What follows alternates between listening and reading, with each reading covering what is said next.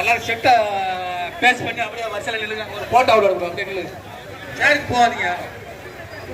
செட்டை பேஸ் பண்ணி நில்லுங்க. அப்படியே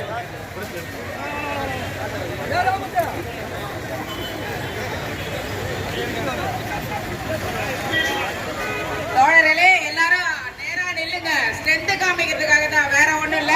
அப்புறமா போய் உட்காந்துக்கலாம் கூட்டத்துல. எல்லாம் வரிசையா நில்லுங்களேன். கொஞ்சம் வரிசையா இருந்தா நல்லா இருக்கும்.